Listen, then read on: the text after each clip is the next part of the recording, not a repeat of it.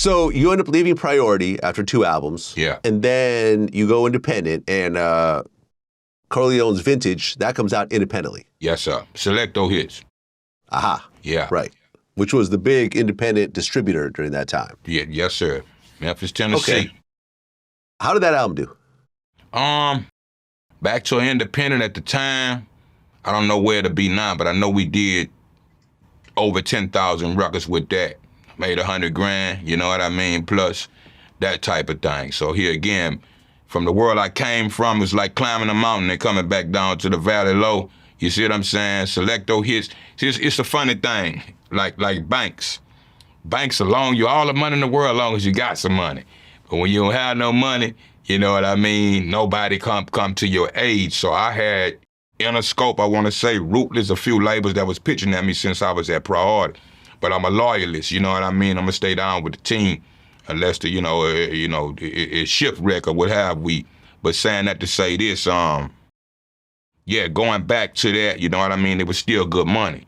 And keep in mind, like Lope would say, you know, yeah, we started off getting no show money to some show money to once I got that deal, then now I'm getting 10 grand a verse, 10 grand for the shows, and it's all over the country. So I was making money, so I really wasn't complaining and tripping, you know what I mean? Just looking for the perfect plateau to lunch off and relaunch again. And here again, shouts out to those guys in Memphis, Mr. Johnny Phillips and all his kids and nephews that was there. That opened the door for me coming off of Priority back into the independence. I started, my first label was called, second label. I started a label called Criminal Records, but I didn't get it off the ground. Then we come back with Detention Home Entertainment, right into Selecto Hits. So yeah, and that 10,000 plus, area, you know, it's what Vintage did, yeah. Okay, so then in 2005, you signed to Sebo's West Coast Mafia Records. Yeah, we actually did like what would you call that? The same kind of like a merger. We merged our companies together. Detention Home and West Coast Mafia. You know what I mean? Shouts out to big bro Sebo, man. And you know, a whole lot of days, whole lot of ways, man. He was one of those guys too that recognized me and come down to Texas in particular to take me on a tour and just whatever I needed in support of. So we became, you know, best of brothers and homies and all that good shit. His sister used to live like 6-7 minutes down the road from where I was living in Garland, Texas or something. So we'll wake up to each other every day, go to the studio, get us some smoke, something to eat, and we rock for a long time, and still to this day, man. Yeah. Now, wasn't Roy Jones Jr. somehow involved in that? Yeah, the funny thing, I was between those fashions, you know what I mean? Me and Bo had our relationship, and Magic, rest in peace, turned me on to Roy Jones. I used to hear Roy had always wanted to meet me and so on and so forth, so we finally got an opportunity. After moving to Dallas, I flew to Pensacola to meet him, and between those records, I was trying to, you know what I mean, work it on both sides. I was working on a record called, I was doing Rise Through the Ranks, Earner the Capo, in 2005, in the West Coast Mafia direction.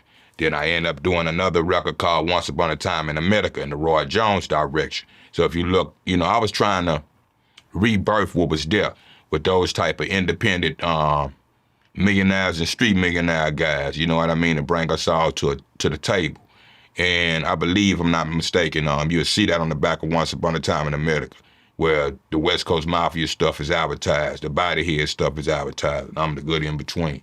So yeah, so between those worlds, that was two of the brothers that reached down and, you know, made sure I had what I needed to keep it going. Yeah.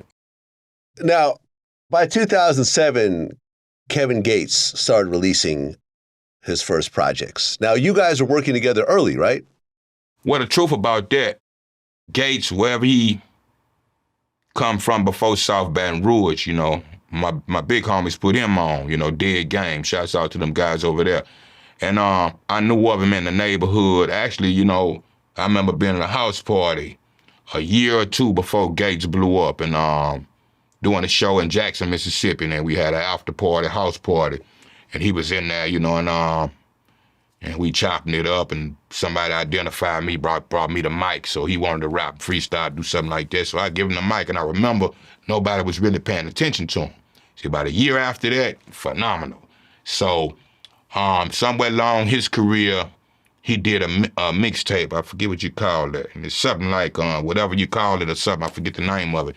But that's our first and only time doing the record together. As a matter of fact, the night we did that record, I bought Sebo to Baton Rouge for the first time. We drove all the way from Texas to Baton Rouge and stopped at Dead Game, and we recorded 2 songs. One was with Sebo. I don't know if that record was ever released, but the one we did was called Play It How It Go.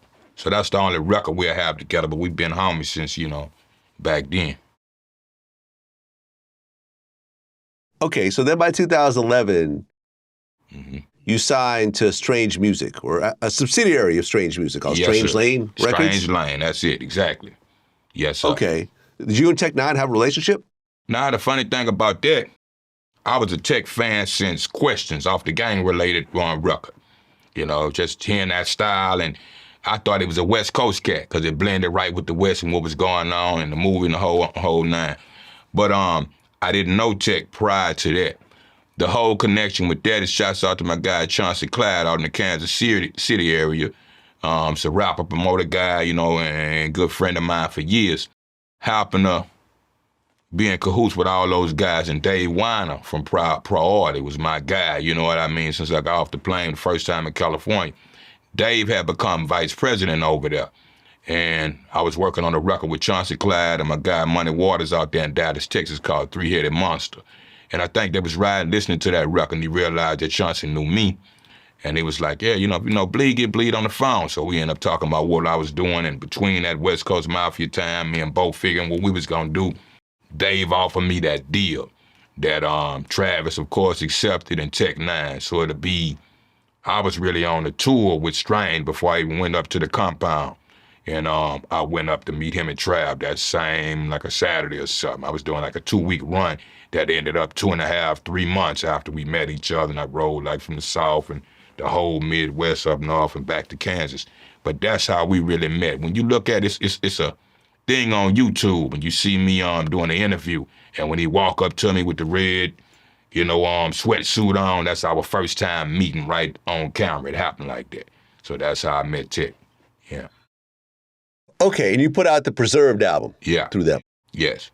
Okay, but then by 2012, you left the label? Yeah, man. Same depth and style to where I was promised a few things, you know what I mean? Even coming off a Strange Lane, it kind of sabotaged while I was putting that record out. I'm on tour. So, I was told once we got back that we was going to get off of that and sign me officially to Strange. That never happened. You see what I'm saying? So, yeah, and shouts out to Soren Baker, too, man. Soren came through while I was, putting everything together, and offered to do a book deal with me. So we did a book that's called The Making of Preserve, you know what I mean? Available on Amazon.com as well. So we did that album and the book, the whole nine, and they just didn't, see me to fruition, you know what I mean, for what the promises was told. So it's nothing bitter there, but I ran with them for maybe a year, 2 years or something like that, and then everything just went back to what it was.